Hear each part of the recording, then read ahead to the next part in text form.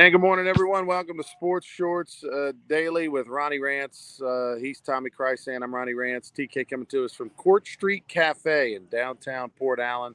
Breakfast, lunch, and dinner. I am in an undisclosed location presented by the Louisiana Sports Hall of Fame. And as always, the title sponsor of Sports Shorts Daily is LeBear's Casino, where they gave away $25,000 in cash on Saturday at the invitation only Win Your Bankroll Blackjack Tournament.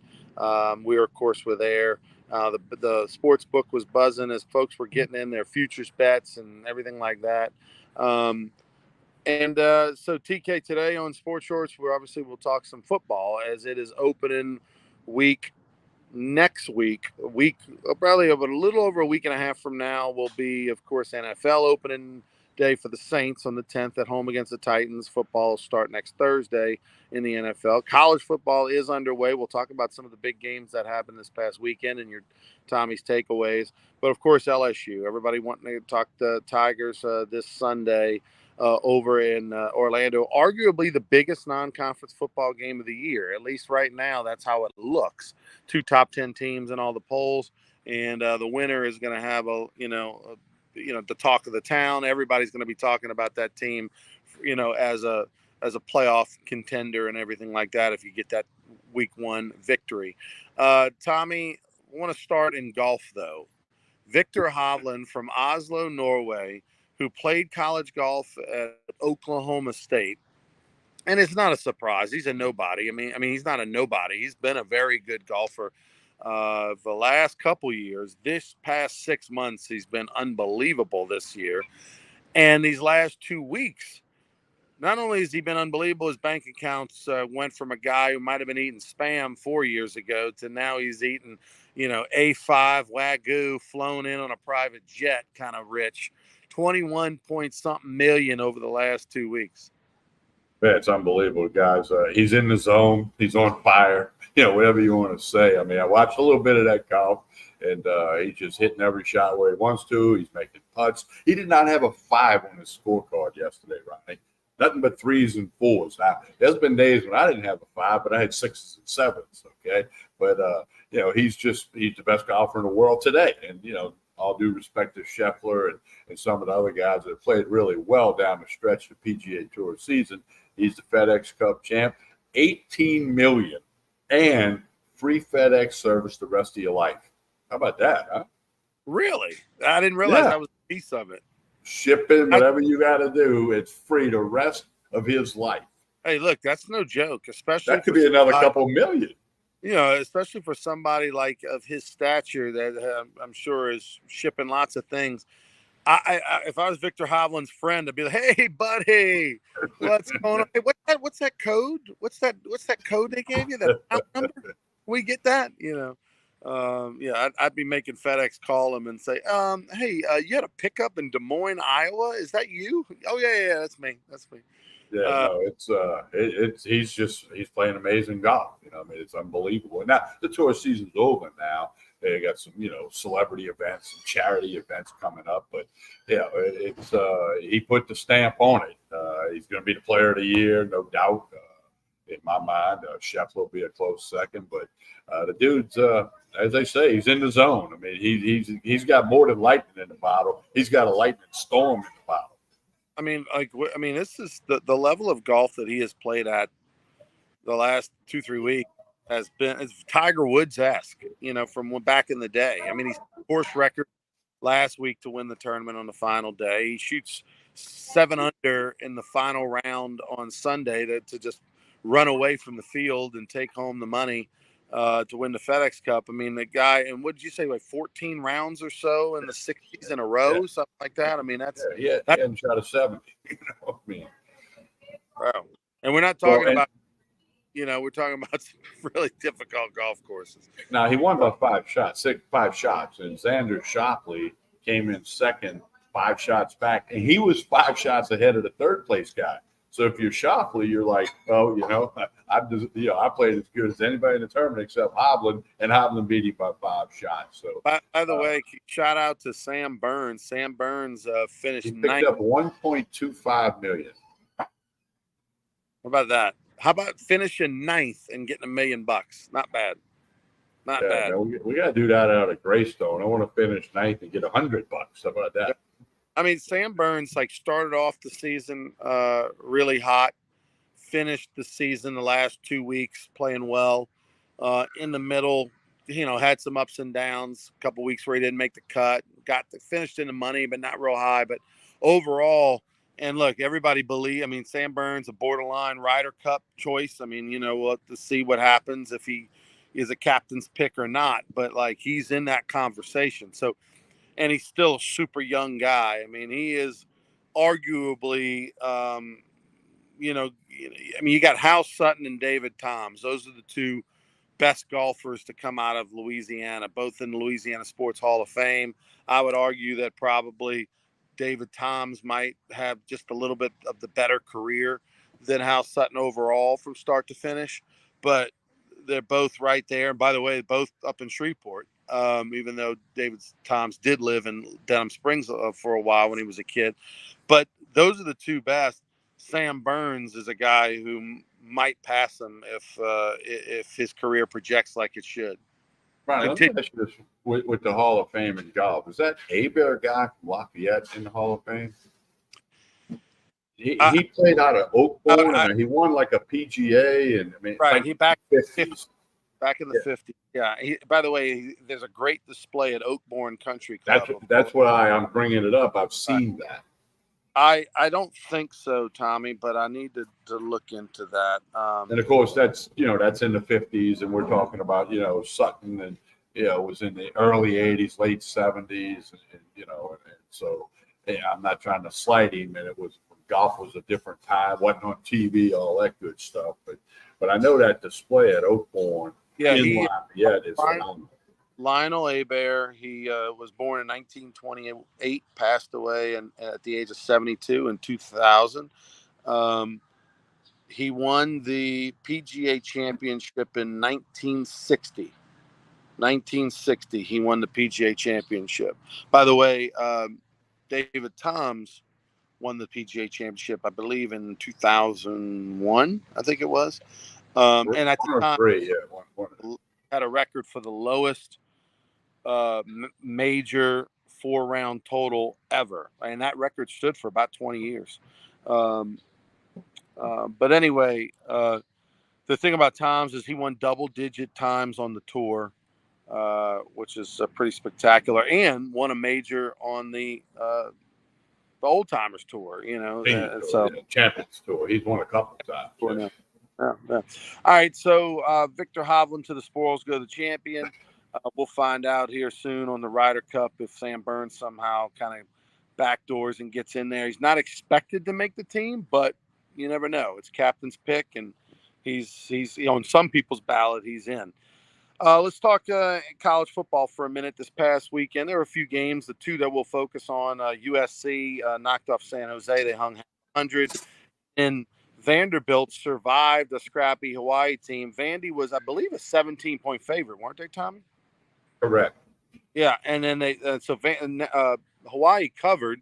It looked like Vanderbilt might cover. They had a big lead, but then in the second half, particularly the fourth quarter, Hawaii came back, scored a couple touchdowns, and wound up losing by 7 or 10. I can't remember the final score. 35-28, I believe. 7 points, I believe. Yeah, Hawaii definitely ended up covering. Yeah, and of course. If I'd have thought about it, Tommy, I would have probably, whenever there are teams that face bonding challenges like Tulane after Katrina, like Hawaii, right, with the fires and everything. Anytime that there's that LSU after Katrina when they went to Arizona State, and the game was supposed to be at home and they ended up moving it and they won and all that. There's always that burst of energy, that burst of the surprise. You're playing for, it bonds you, and I think I think Hawaii showed that moxie on the road in that situation. Yeah, they really did, and they made a great comeback. Looked like they were going to not cover and going to get run out of the gym. That game was delayed for several hours by weather, so that's another factor on both teams, but affected both teams. So. And then, Southern Cal started a little slow against San Jose State. Caleb Williams had a big day. They got a receiver, Branch, that had a big day. And they separated late. Didn't cover, but they separated down the stretch. And then Notre Dame, my pick from Sports Shorts Radio, they covered. It was 42-0. I don't know why Navy kicked the field goal at the end, but I guess they didn't want to get shut out. But Notre Dame, look, Notre Dame would finish 11th or 12th in the SEC. People don't need it because they beat Navy. That doesn't matter. Navy was 3 for 7 throwing the ball against Notre Dame. 3 for 7. Okay, the little junior high teams throw the ball more than 7 times. So don't get too hyped about Notre Dame. They finished 11th or 12th in the SEC, but they did go to Dublin, Ireland, and take care of Navy. And then now we got LSU, Florida State, Sunday night, 6:30, ABC TV from Camping World Stadium down in Orlando. Hey, that point spread hadn't changed, Ronnie. LSU's been sitting on 2.5 for quite a while, over and under 58.5. As you said at the top of the show, probably the best non-conference matchup of the season. Now, we could get one later that emerges, but as of right now, it's the thing. And it's Sunday night, unopposed. There's no other game on at that time. I mean, it's going to be big for LSU. There'll be a lot of fans in Orlando. The quick comment on Navy and Notre Dame. Notre Dame looked the part. They did what they needed to do. They had a veteran quarterback. The thing that surprised me was how small and how not very good Navy was.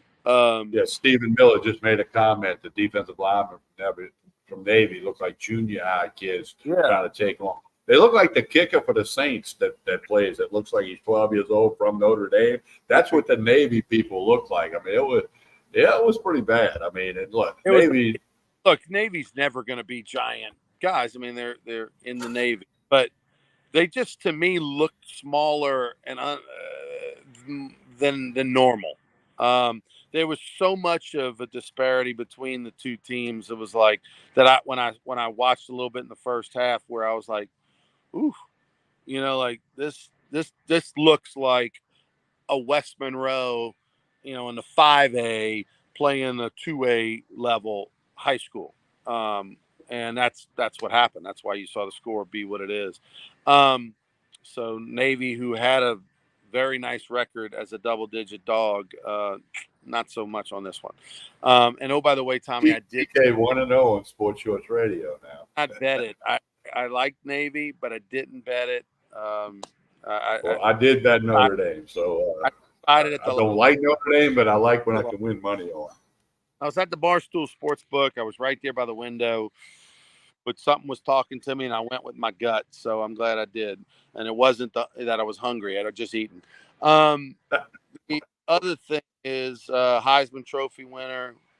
Williams did his thing. USC, defense didn't look great. They gave up a bunch of points, but who cares? But what did you think? I mean, I know, again, another taking on San Jose State, but Southern Cal, I mean, kind of looked, I guess, to me about like what they were last year.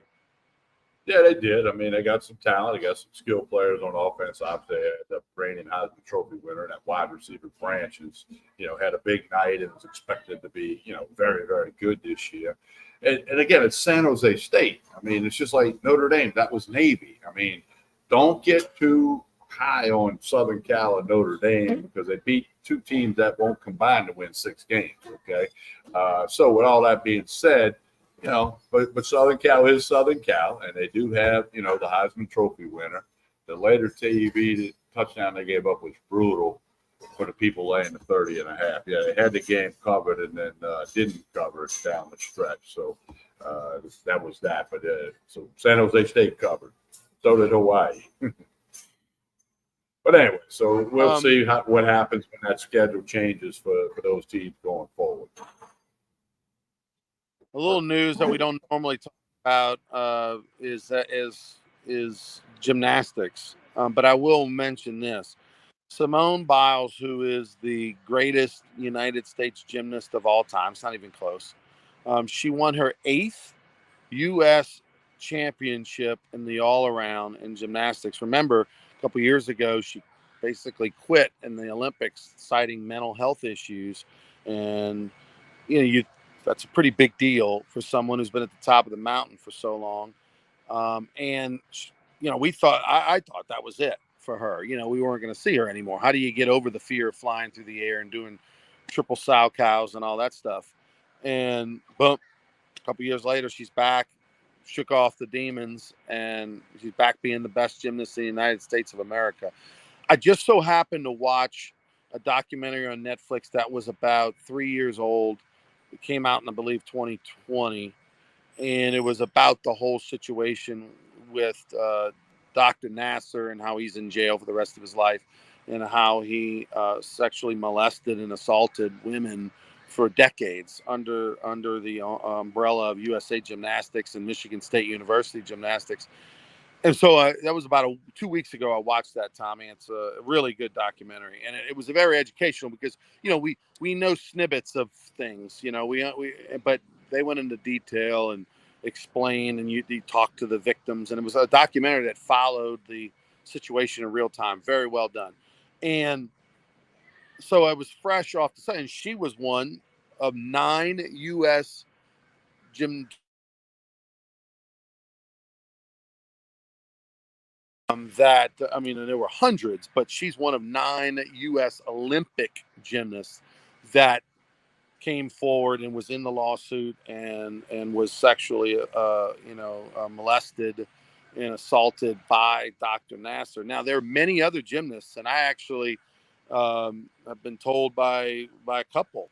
There's other gymnasts that this happened to, and they didn't come forward. So the number's even greater than what happened. So anyway.